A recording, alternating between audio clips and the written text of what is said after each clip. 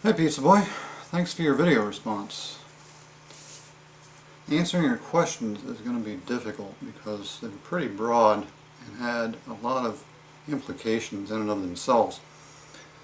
So I have a feeling this is going to be a long response. Maybe as many as 3 videos. I hope not. I hope I can keep it to 2, but it might even go to 3. First thing I want to say is I'm just a little guy with a big idea. And there's more where that one came from, but this is the one I put out so far. In order for this idea to go anywhere at all, a lot of really tough things have got to come about. First of all, I think I'm probably going to need to get more than a couple hundred views on my video outlining it. But more important than that, I'm going to have to get somebody in Congress interested in it. And they're going to have to be so interested in it that they would try to convince their colleagues that it's a good idea.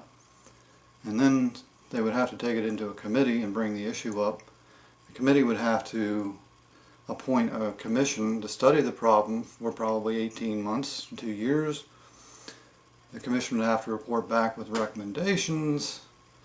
And it wouldn't surprise me if one of the recommendations was that, hey, this is not in the purview of Congress, this is already something that's already under the purview of the FCC, it's their business, maybe we should just vote out a recommendation to the FCC with some broad outlines of what should happen.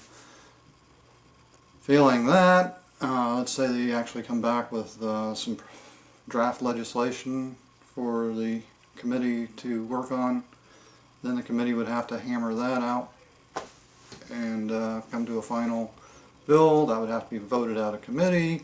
Then both legislatures would have to give it a majority vote. And even then, they would probably face challenges in the courts. And one of the key things about this is that it would have to be international in scope, so then we'd have to get the State Department to go and make treaties. So this is a long way from coming about, especially when you consider that there are a good number of legislators, not just in Congress but even at the state level, who have never sent an email in their life and wouldn't know how to.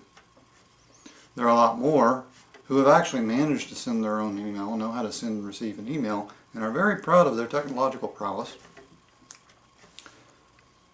What most of our legislatures know about the internet, personally, is just a vague idea from what their aides tell them and what their kids or grandkids tell them. They may have seen a website now and then because an aide showed it to them. They thought there was something there they needed to see. As far as finding a website themselves, forget about it. So, a lot of hurdles to overcome.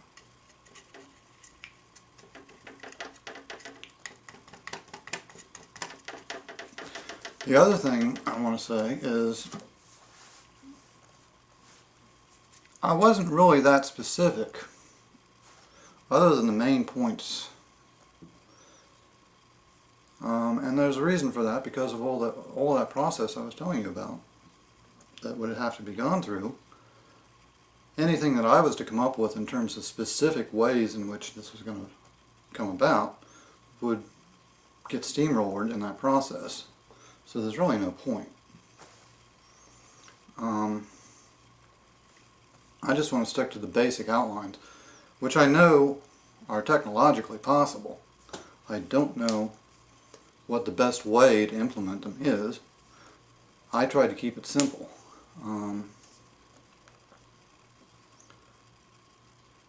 I imagine that my idea of a license number and a password is too simple.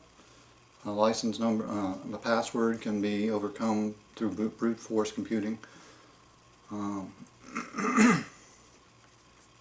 Maybe they'll need to come up with something where everybody uses a fingerprint ID or something on your computer. There are computers now that have that as a security measure. Maybe they will have to mandate that they all have them at some point. I mean, we're talking a long way off. But in order for this to get done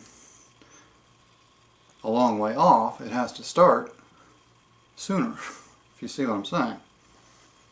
So it's time to start talking about this stuff, because sooner or later I am convinced the government is going to recognize that there's a problem and do something about it.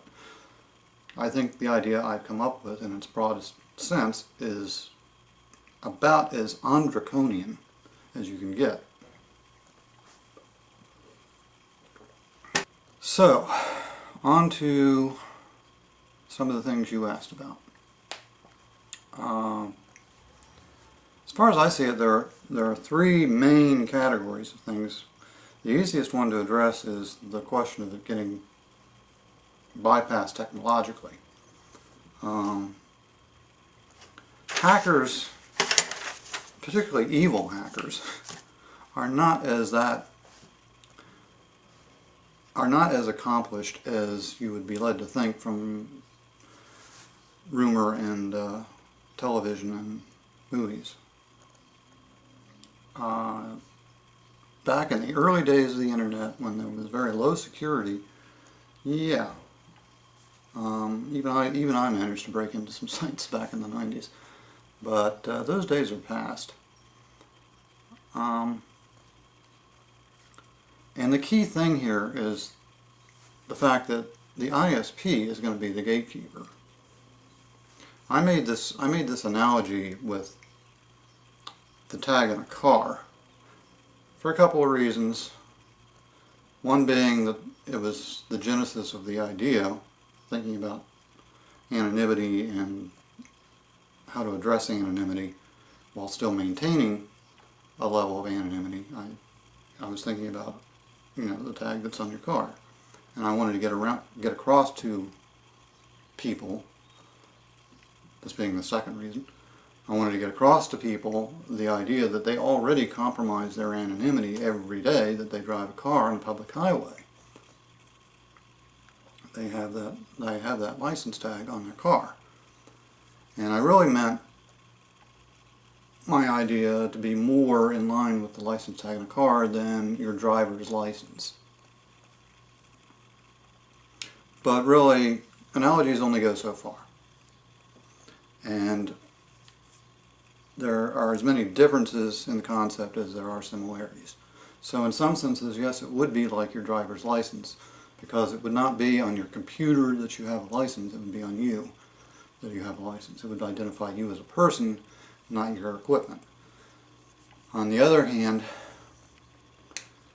it's not like a driver's license because, as you pointed out, and everybody knows, you don't need a driver's license to physically get in a car, start up the motor, and take off. To get on the internet, though, you do have to log into your ISP one way or another. Now, some people do it automatically now, but that's just a convenience. It doesn't have to be that way. So it would be very, very difficult to fake this process and getting onto the internet to begin with, because if you tried, you just wouldn't get there. In theory, you could do it with somebody else's license and password if you kept it that simple, although, as I said, I don't think it's going to be that simple. Excuse me. But how often is that going to happen? And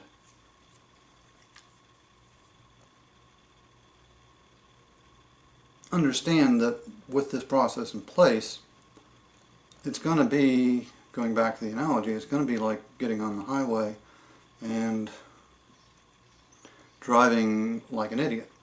If you drive like an idiot on the highway, chances are you're not going to get that far, because somebody's going to report you or a cop's going to spot you, and that's all she wrote for you.